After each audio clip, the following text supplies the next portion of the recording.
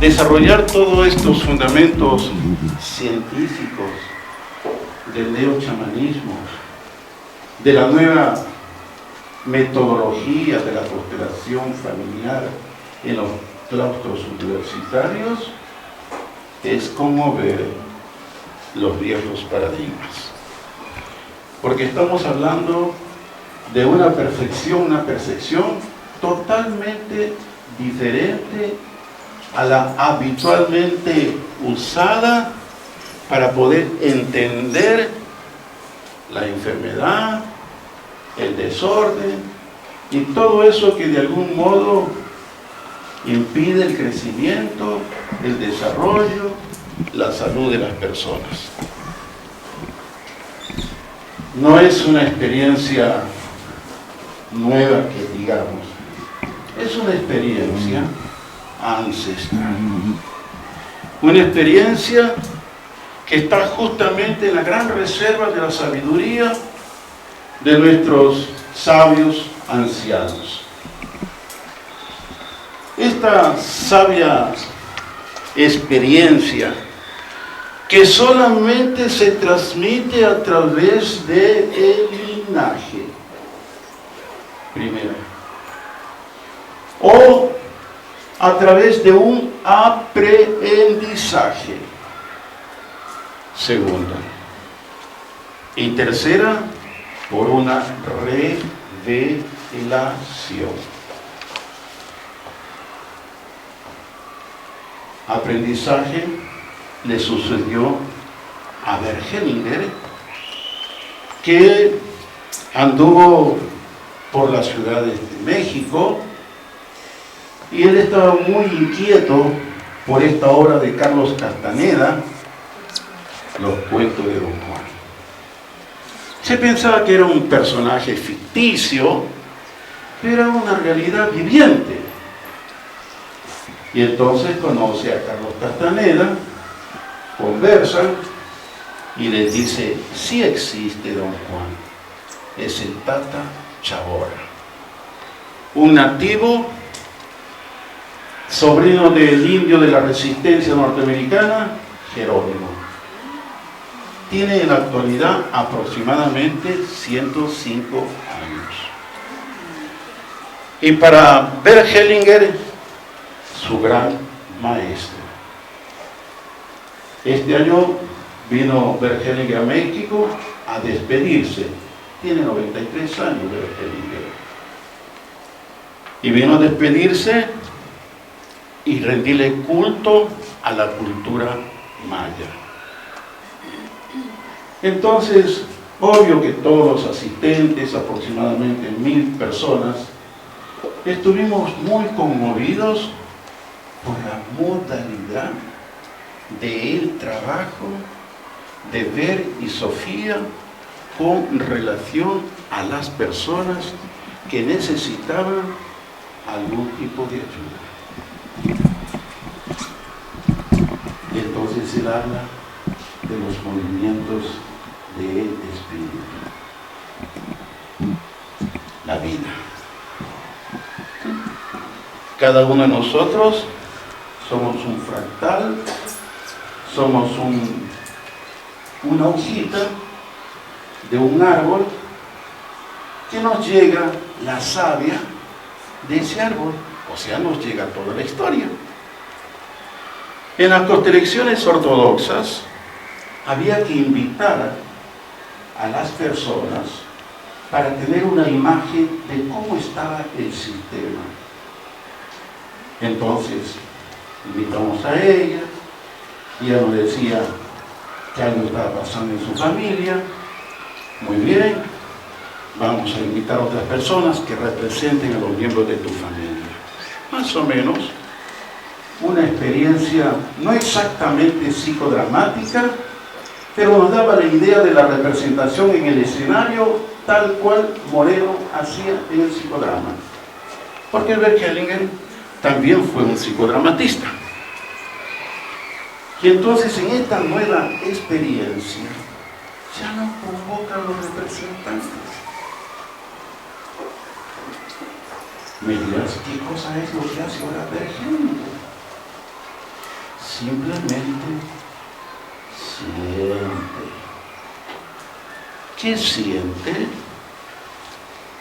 Tu presencia y la presencia de tus ancestros. Es decir, que él entra en otro estado diferente de la conciencia para poder entender a esta persona que requiere una ayuda. ¿Y cuál es ese estado diferente de la conciencia? ¿Tienes idea? No sé, la intuición, la supraconsciencia. La supraconsciencia o la intuición. Claro, cuando hablamos de la supraconsciencia, ¿no es cierto? Hay mucha riqueza de esta supraconsciencia, que de repente es un estado de mediunidad, que de repente es un estado de éxtasis, que de repente es un estado de íntasis, o sea, un conjunto de experiencias que en ese momento tú te ves como atrapado. Y no los puedes diferenciar a veces. El mismo Grof, cuando hace una clasificación de esos estados amplificados de la conciencia, que no tienen el límite en el espacio y en el tiempo, ¿sí?, es para hablar justamente o describir, por ejemplo, la mediunidad, la sanación, las experiencias con seres extraterrestres. Una clasificación totalmente diferente de las clasificaciones de la conciencia convencional, que la percepción, que la inteligencia, que la atención, etc. No, esto es totalmente una renovación en tu saber. Pase un otro, por favor. Es decir, que ver que entra en este estado especial de la conciencia, puede él no solamente ver, sino sentir. Son dos niveles. ¿Ok? Puede ver y puede sentir. ¿En qué se basa esto de él sentir? Mucho me acuerdo de Rolando Toro, el creador de la biodanza con el cual me formé para ser un didacta. Nos decía, cada uno de nosotros somos un biogenerador. Somos biogenerador. O sea, estimulamos la vida del otro. Pero además también somos unos grandes receptores de la vida del otro. Y entonces cuando Rolando, que toma algo del neochamanismo y utiliza sus famosas rondas, no para integrar a las personas, sino para integrarse uno mismo y sentir estas vivencias, estas experiencias que realmente nos permiten conectarnos de una forma diferente con el otro. Tomarle la mano al otro. No es simplemente un ritual social, es algo mucho más profundo. Que cuando tú estás en un estado de sensibilidad, ¿qué crees que pasa con tus manos?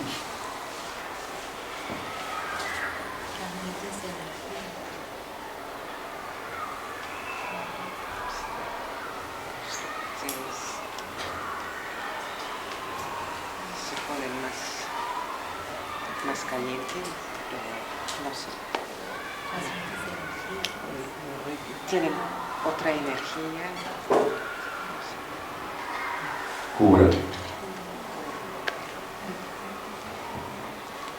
Cura. Captan. Están súper sensibles. Tienen la información de lo que te sucede. ¿Quiénes tienen esta experiencia y que tienen un lenguaje desde un punto de vista cultural, lenguaje hablado empobrecido? Entre comillas, empobrecido, los curanderos. los chamanes. ¿Sí? No necesitas contarle tu historia. Te toca el pulso y luego te devuelve una información que te puede sorprender. Ya tienes un diagnóstico presuntivo acerca no solamente de tu enfermedad, sino de tu sistema de relaciones. ¿Y esto qué tuvo que ver con don Bergheriel? Muchísimo. ¿En qué está lo muchísimo? En que ahora él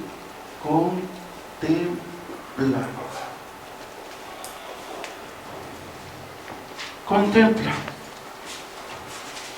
Así como nuestros curanderos que contemplan su laguna, contemplan su árbol, contemplan su cerro, y entonces este hombre habla así. El árbol me habló, el cerro me habló. Claro, para él, esta cosmovisión, todo está animado. La planta me habló. Vino un español que hace psicoterapia transpersonal, Alejandro Almendro, ¿no? Y cuando le leo, ¿qué cosa es para él un chamán, un curandero? Dice textualmente, es un decodificador, el referente para poder ayudar a este paciente. Y esta contemplación, Bergheringer la toma del Tata Chagora. Cuando lo invita a su parcela, usted sabe quién fue Bergheringer, un ex psicoanalista, un gestáltico, un delito primal de la programación neurolingüística, o sea, tenía un saber extraordinariamente bastante interesante en los claustros académicos. Y termina él con el Tata Chagora. ¿Qué le dice el Tata Chagora? Le dice, ver, ¿qué te puedo ofrecer? Simplemente contemplar la naturaleza. ¡Wow! No es cualquier contemplación. Hay mis amigos que hacen el temezcal, están hablando de las búsquedas de visión. Y le dicen, para que tengas una visión, tienes que aislarte, tienes que dejar a la familia y vamos a una montaña. ¿Y qué vas a hacer en esa montaña? Estoy en la búsqueda de visión. ¿Y qué significa eso? Que estás en un contacto extraordinario con ese espacio. Y tú entras en un estado muy especial, porque cuando tú haces una dieta, obvio que hay una mayor actividad de la corteza cerebral. Bueno, mis amigos que hacen neuropsicología me dicen, oye Alfonso, eso del tercer ojo ya no es un mito, porque ahora tenemos células prefrontales que están activadas de acuerdo a la educación, y tú puedes percibir y entrar en otra dimensión donde tú puedes afirmar de lo que está pasando con esta gente. ¡Wow! O sea, tiene un fundamento de carácter neuropsicológico. Claro, si poco conocemos de nuestra corteza cerebral, creo que el 20% de nuestra actividad es la que más o menos estimula nuestra educación convencional, ¿no? Y entonces cuando tú contemplas, por lo menos sientes un estado de tranquilidad, te desestresas. Por lo menos tú empiezas a experimentar como que eso te atrae, ¿sí? Y sientes tú esa atracción que te permite entrar en un estado de exaltación. de un movimiento no habitual, que de repente empiezas como a convulsionar, ¿sí? Empiezas a danzar, empiezas a gritar. Ese es un estado muy profundo del trance. Eso está en la meditación también. Y entonces esta contemplación tiene que ver con esto que afirma Bergelinger, las constelaciones del espíritu. Captas con más nitidez el saber, la situación, la enfermedad, el drama que atraviesa este personaje. Y entonces tú le dices,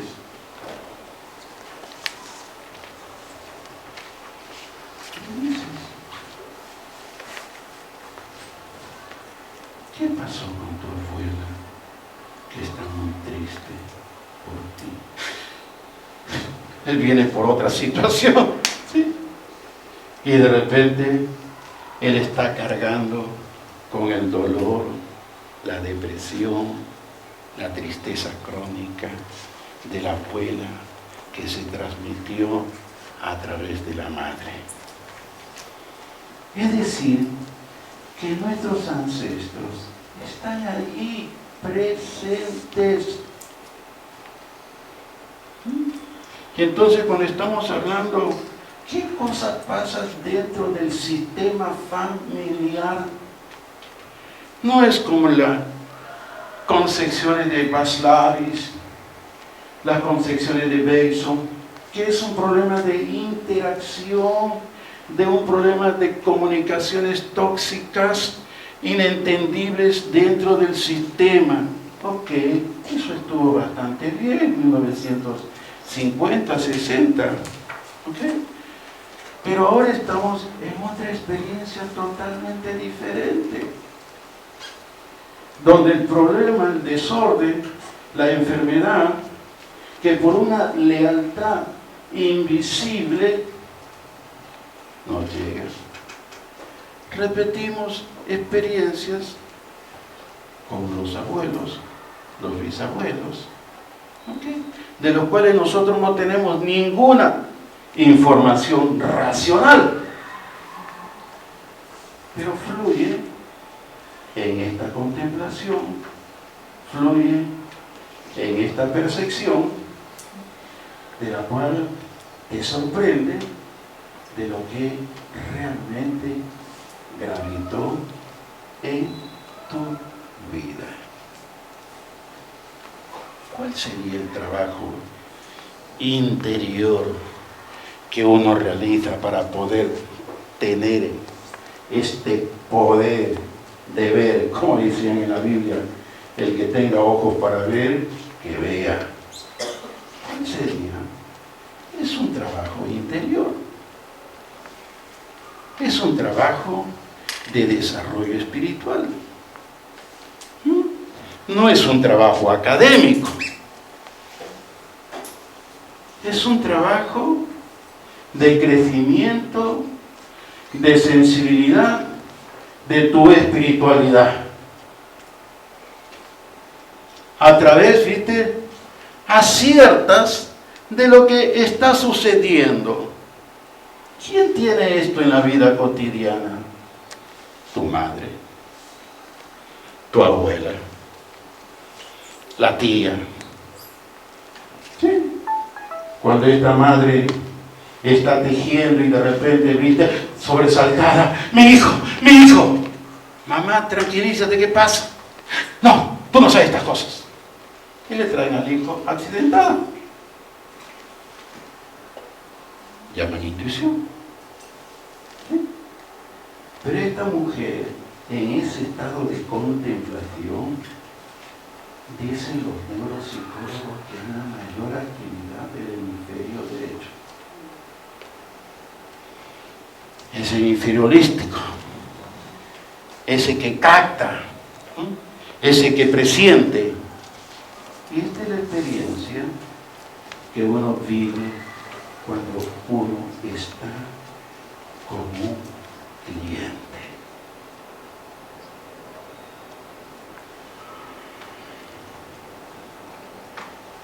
No.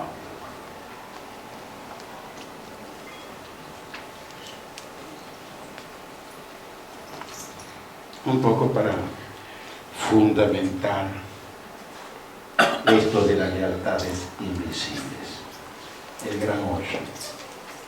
La mitad de tu ser consiste en tu madre y la mitad de tu ser consiste en tu padre. Tú estás aquí por ellos, todo lo que te está ocurriendo es en cierto modo por ellos.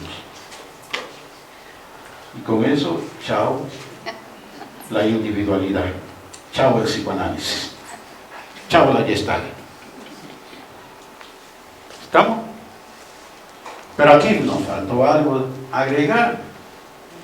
Tú estás aquí por tus ancestros. O sea, vamos un poco más allá. Ese ir más allá implica tener una percepción más amplificada. Y esta percepción amplificada es un trabajo interior. Y un trabajo interior en la naturaleza, no en los claustros universitarios, en la naturaleza. Tu madre que te da toda la sabiduría ancestral.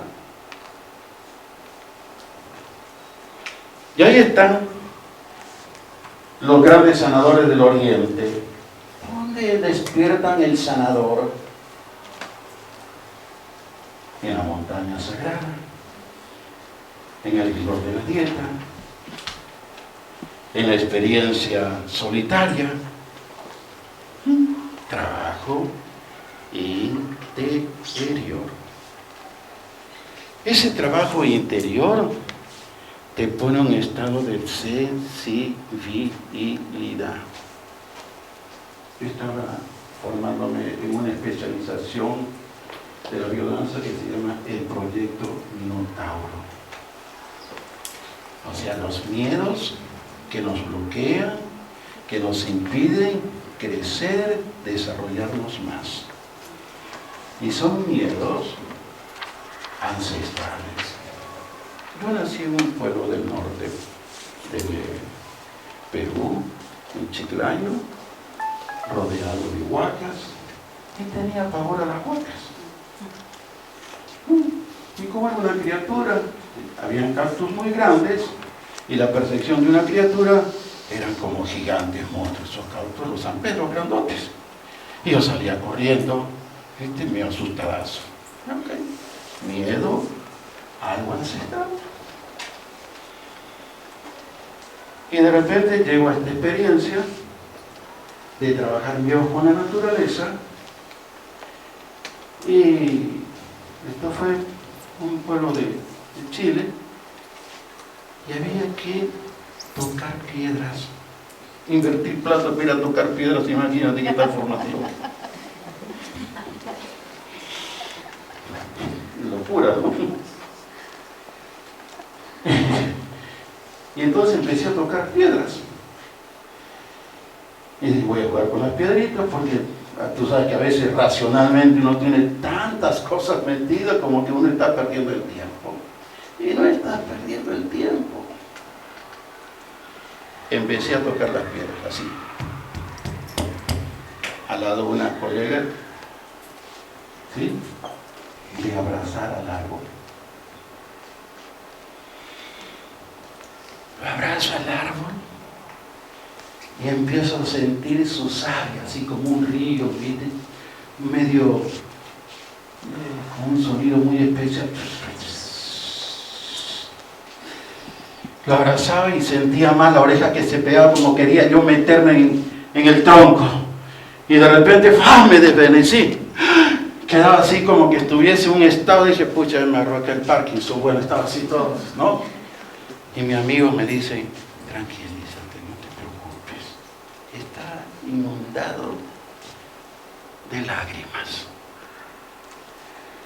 Miré el árbol, oh, maestro, gracias a ti, mis padres tuvieron tu ley, gracias a ti, tu madero nos dio el asiento, Gracias a ti, tu sombra me... En fin, empecé yo a hablar como si estuviese, ¿sí?, en un estado, como dice Rolando, en un éxtasis poético. Y no paraba de llorar. Y de repente ya un poquito se me pasó, me llevan a la habitación y estaba así como fuera de sí.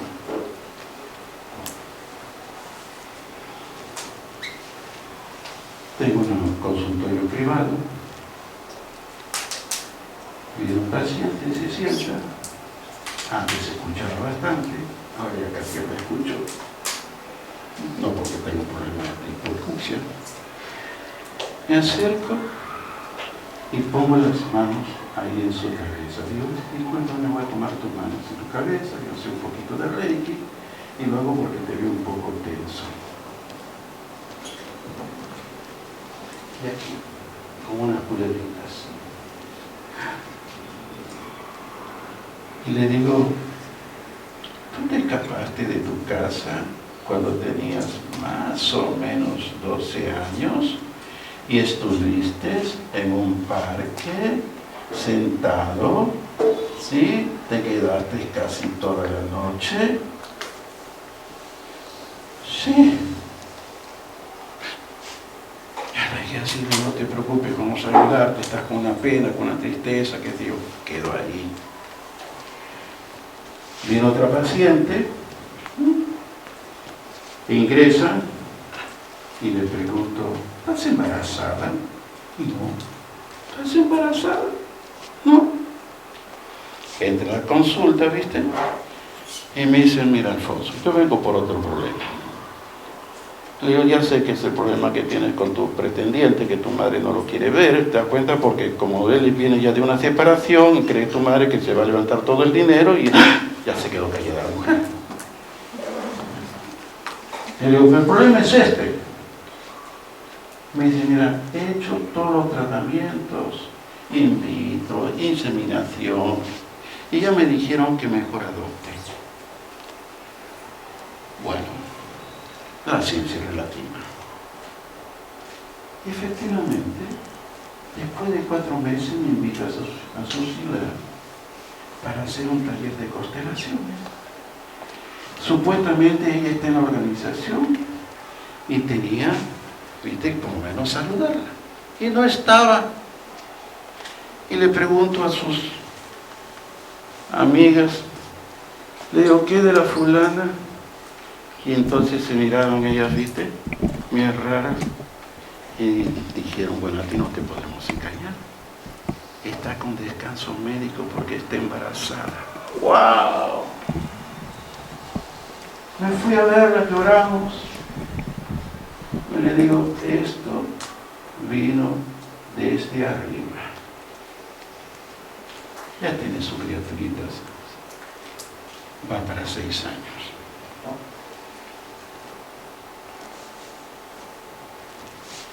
Los ancestros te pasan la información cuando tú estás en un estado muy especial. La contemplación. Los ancestros no descansan. Ahí cuando uno lee un poco de antropología cultural y ve toda la experiencia, el conocimiento de este curanderismo, y dice, no descansan. Si han tenido deudas acá, se van terriblemente muy preocupados, dolidos. ¿Alguien es del norte por acá, del norte de Perú? Ok. Se sienten los pasos de los ancestros en la casa, apagan y prenden la luz, ¿sí? Se siente las pisadas, ¿no? No podemos dormir. Dicen, ay, que todavía estás con una deuda acá, lo ha sorprendido la muerte y se ha ido. ¿Sí? Otros, ¿sí?, están felices, están contentos, porque están viendo que la familia está re bien. Y entonces, cuando tú trabajas con el curanderismo, en las famosas mesas, vas a encontrar que hay allí la imagen de algún ancestro. Y dice, este es el que me cuida, me protege, ¿sí? Que cada vez que yo hago una plegaria, me ayuda. Los rituales. ¿Qué ritual? Algo que es muy común. Usted ora. Ese es un lindo ritual. Y cuando uno ora, entra en un estado muy especial. Ese estado especial permite esa conexión con el ancestro. Y entonces en la constelación, no es que Ver y yo nos ponemos a orar en ese momento que llegue el paciente, simplemente empezamos a sentir toda esta energía que fluye en este espacio y que se llama justamente el campo morfogenético,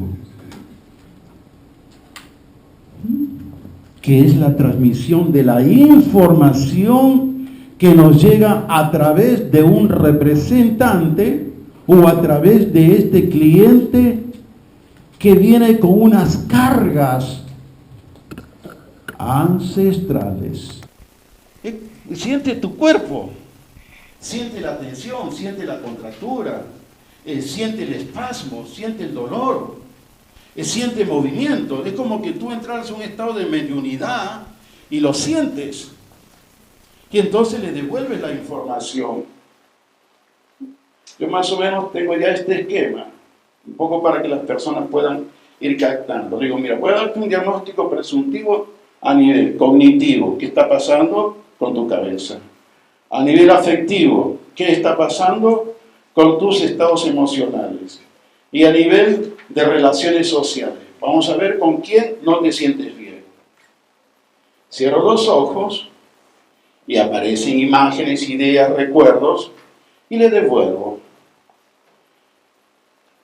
Estoy con los párpados cerrados y de repente empiezo a sentir pena, rabia, vergüenza. Y se lo digo. Y de repente empiezo, viste, los movimientos de los brazos, de las piernas, a abrirse. Y digo que hay una separación que te ha producido tristeza y tienes pensamientos en el futuro como que ya nunca más vas a poder superar todo esto. Digo, ¿y esta separación? ¿Qué pasó con tu abuelo? Y son abuelos separados. Y a ti también te llegó la separación del abuelo. Transmisión en el campo morfogenético. Que tú lo sientes, lo experimentas en esa experiencia de contemplación. Mírense a sus ojos un momentito. Pónganse en contacto con la mirada del otro. Pero suavecito, suavecito. No hagamos abusos. ¿Sí? Mírense a los ojos un momentito. Hagan silencio y mírense a los ojos. Contemplen la mirada. Solamente contempla su mirada. Mira cómo está la mirada. ¿Qué sentimiento puede ver en esa mirada?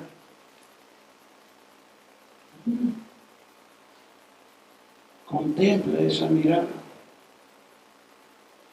¿Qué puede estar cargando en esa mirada?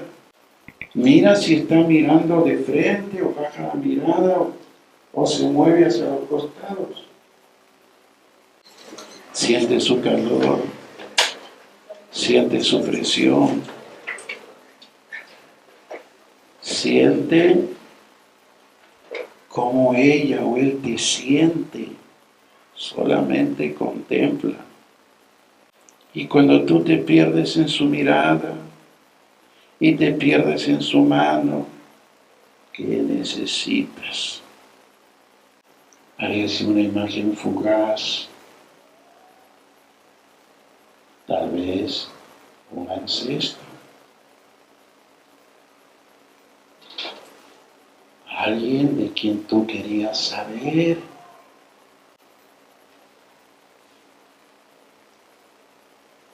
alguien que a veces lo presientes, alguien con quien tú querías compartir, alguien que solamente se mencionó a secas y te quedaste con una inquietud de saber quién es él, quién es ella.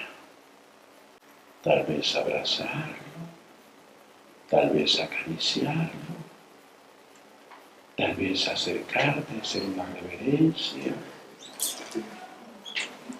Eso es.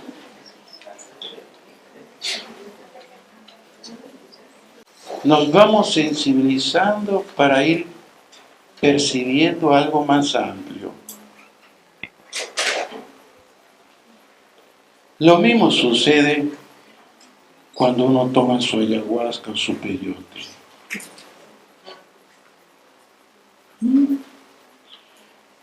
A veces tú tienes gestos, posturas.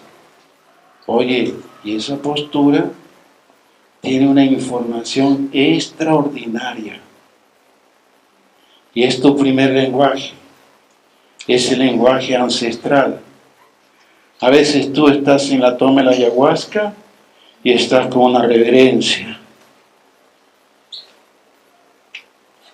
Es tu sacerdote que se inclina a la naturaleza. O sea, es como el que el cuerpo empieza a hablar de toda esta experiencia ancestral que se siente a través de los campos morfogenéticos.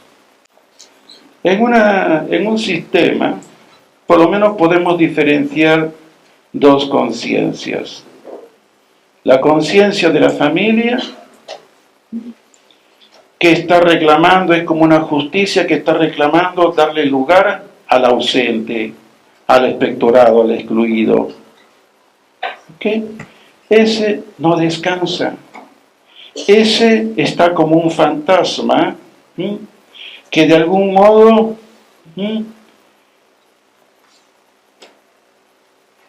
señala a alguien que lo va a recordar. Hay una identificación en el inconsciente de este personaje. Y entonces este personaje está reclamando su lugar. Y entonces cuando tú estás contemplando aquí, ¿ok? Estás trabajando para ese personaje, para la reconciliación. Entonces cuando tú dices, ay, sentí una carga emocional muy fuerte. Sentí un sentimiento que no lo podía controlar. Es la carga de ese ancestro que fluye de generación en generación reclamando su lugar. Y lo sientes. Y lo sientes. Y en esta experiencia con Bert Hellinger rendimos homenaje a todos nuestros abuelos, a todos nuestros ancestros. Vieras tú cómo salimos todos, extasiados, conmovidos de haber tenido una linda abuela que nunca la conociste y ahí está acompañándote en tu andar. ¿Te sucedió? Lo vi. Gracias. Gracias. Pásame la otra.